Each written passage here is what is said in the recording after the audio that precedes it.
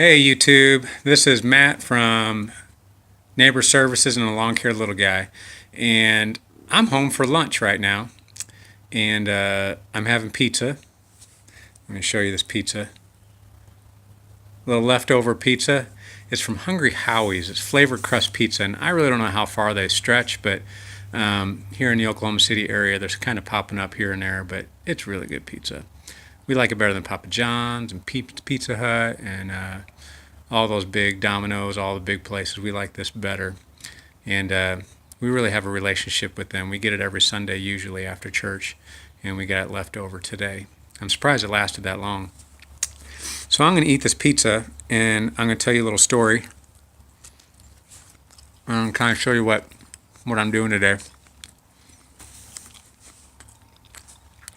By the way, this video is inspired by Seth the lawn surgeon, because he likes to sit in his shed and a little tipsy talk. And I probably won't be doing tipsy talks, but I don't mind doing it with pizza. But I've been following up with a lot of my customers, that I had last year, and trying to see if they want me to come back and mow for them. And I usually secure about 100% of everybody. This year's different. I got fired yesterday by one. And before you go too far, because I just did a video on, doing work real cheap, and usually cheap work is associated with bad work, and kind of talked about how I think quality is kind of built in. And I appreciate the comments on that, because I really don't think I'm alone on that. I think most people, especially YouTubers for some reason, are real concerned with quality. But quality is built in. But I do work real cheap for my neighbors. But something else I do to get money year round is I do a 12-month subscription, is what I call it. They can tailor it, but it must include mowing and at least one other service. And what I do is I bid it out, discounted by 25%. That's a bunch, right? Discounted by 25%, and then divide that amount by 12, and that comes up with a monthly payment. All the services that would be included would be aerating, dethatching, overseeding, bush trimming, flower beds, mowing, which I calculate is about 36 mows a year for us here in Oklahoma City. And that might be about it. I'm not sure. I think I got most of it. I don't do spraying, I don't do fertilizer because I'm not licensed for that. But anyways, this gal, I was charging her $75 a month for front yard only. And her lawn was not really a lawn. It was mostly dirt. It had these two big trees that were just shading everything out, and Bermuda doesn't do well in shade. So anyway, she calls me up, or texts me really, and she says, hey, can you bid out my backyard, which there's no grass back there. It's all mulch. It's all, there's weeds. There's a pool back there. She wants me to trim trees and bushes, and it's the whole yard is like outlined with this stuff, right? So I bid her out. And I think I bid her out for like $1,100. Because I figure once I get everything trimmed up and the weeds under control, it's pretty easy after that, but it's a lot of work. So she was around $750 a year, roughly $750 a year, probably a little more than that, 75 times. Okay, anyways, so I bid her out, and it was going to be about like $93 a month, right? But I'll give another 10%. That's 35% off the normal rate if she just pays it all up front. That helps me out to cover my expenses through the year. And coming out of the winter, our checking account gets a little bit lower. So I like it. I like it when I get a lot of money up front to cover like maintenance cost on my mowers, all my equipment. I do a lot of landscaping at that time. So and my costs are much higher in the beginning of the year than they are in the middle of the year. So I like it. So I give it a discount for that. So I came in at like $1,000, right? She comes back and says, I got somebody that'll do it for $800 a year. remember, it was like $750 last year is what she paid me to just mow her front yard, her flower bed, which is big, and try to establish some grass in her lawn. So the way I look at it is like, for $50 more, I can't do the backyard. I just can't. She says, but would you look at your bid? I said, okay. So I look at my bid and I said, I'm sorry, that's just the best I can do. She said, but I really want you to be my lawn guy. She actually even said that, and that's one of the reasons why I know it's not quality, but price. And make a longer story short, she texted me. I texted her yesterday to follow because I hadn't heard from her. I thought we had a deal for $1,000, which is like crazy, just crazy cheap anyway. And she says, oh yeah, I meant to text you. She's like, I decided to go another way. So it's the first time I've been fired. Am I upset about it? Nope, not at all. Because it was kind of a pain in the butt lawn. However, it was one of my subscribers. My subscribers are important to me, more important to me, because when I'm not doing anything in like January, December, February, that provides a little bit of income for me.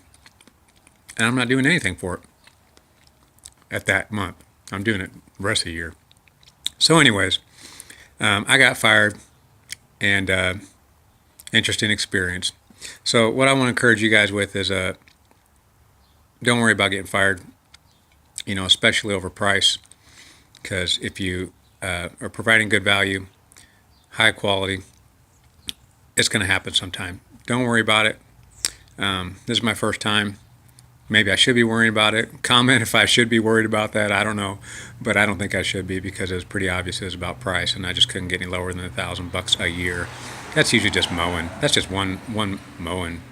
I think Grass Monkey says each client is about $1,000 a year. It's about $1,080 for me just for mowing, but my subscribers is closer to like $1,500 a year. So I hate losing a subscriber, but I'll think about her. I'll even send her a Christmas card because talked about it in a couple of videos ago that relationship is real big to me. So this isn't to trash her or anything like that. I really enjoyed working for her, and I even appreciated that she wanted me. But if the other guy can do it cheaper, I can't blame her. I'm not taking it personal. So what am I doing today? Moving on from that. Today I was doing one of my subscribers. And she's got a little pond that she wanted me to drain. I'm sorry, not a pond. A little fountain that she wanted me to drain, and ground fountain. So I sucked that out, got all the leaves out. That was a nasty job with all that moss and everything. But I did it. No problem. Cut down some big old crepe myrtles. Look at this. Not too bad, really, when you think about it. That's all I got. That's all I got off of it. Not too bad. So I was cutting that down, kind of getting an idea, because I'm going to be doing some planting here, but I'm waiting for the soil temperature to get up a little bit higher before I do any planting. I like it to be closer to like 70 degrees. 60 is fine, but 70 degrees would be fine. I bought a soil thermometer. Highly recommend it if you're going to be doing seeding and planting. And so I was just picking her brain. And I was thinking about this earlier, how important it is to listen to people. Here's where I'm kind of getting into kind of like talking about life and just people. But I don't know that there's a day that I've been out on the job that I hadn't learned something. And it's not like I'm out there I need to learn something all the time. I really don't like to be challenged that much. But I find a way to learn something every single day, whether I like it or not. And I think it's not necessarily because of desire, but I think it's because I'm just kind of a OCD kind of guy, so I notice a lot of stuff, and I kind of got my way. So I'm also that guy that if you throw me a plan, I'm going to poke all kinds of holes in it and tell you why it won't work. Not because I want a person to fail, but because I can't agree with anybody, because that's part of my personality, and I feel like it's kind of like just who I am, that I poke holes in things. It's not to scratch the whole thing, but it's to make the plan you have better. My job is to find the flaws in it so you can eliminate the flaws and have the best plan possible. Kind of learned that in the military, team building type stuff. But anyways, I think I learn a lot because just from listening to people. And this year, I'm going to listen more to my flower bed people. I'm going to stop telling them what they should have, what's going to work, what's not going to work. And I'm just going to kind of listen to them because I realize that people are smarter than I give them credit for. And that's a flaw in me. But I'm learning that I need to do more listening. And when I listen and when I keep my eyes open, whether I want to learn something or not, I do.